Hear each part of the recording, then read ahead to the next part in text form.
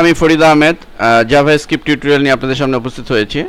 তো জাভাস্ক্রিপ্ট মূলত একটি স্ক্রিপ্টিং ল্যাঙ্গুয়েজ। এর সাহায্যে অনেক ডাইনামিক সাইট এবং মূলত বিশেষ করে ইন্টারঅ্যাক্টিভ যে সমস্ত ওয়েবসাইট আমরা দেখি সে সমস্ত সাইট তৈরি করা অত্যন্ত সহজ।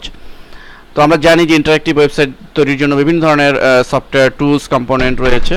তো এই সমস্ত টুল সফটওয়্যারের মধ্যে জাভাস্ক্রিপ্ট অন্যতম এবং এটি অনেকটা পিএসপির মতোই। পিএসপি যদিও একটি স্ক্রিপ্টিং ল্যাঙ্গুয়েজ এবং পিএসপি দিয়ে অনেক ডাইনামিক ফিচার ডাইনামিক বিষয় তৈরি করা যায়।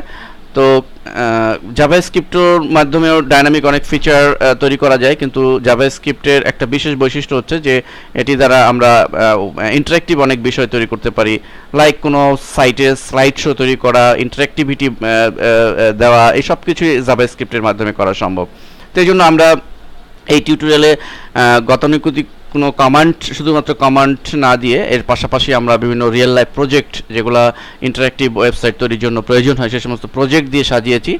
তো যেমন ধরুন এই যে একটি বিষয় যে আমরা মাউস নিয়ে গেলে এই যে ইফেক্টটি পড়ছে যে ফেড ইফেক্ট, এখানে নিয়ে গেলে এই ইমেজ টু ফেড হয়ে যাচ্ছে।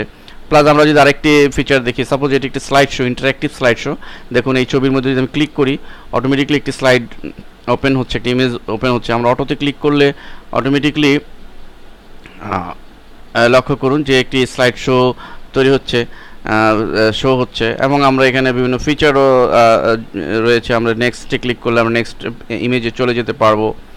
তো এই যে বিষয়টি, আমরা যদিও অ্যাডোবি ফ্ল্যাশের সাহায্যে স্লাইড শো তৈরি করতে পারি, কিন্তু অ্যাডোবি ফ্ল্যাশ দিয়ে স্লাইড শো কিন্তু একটা লিমিটেশন আছে।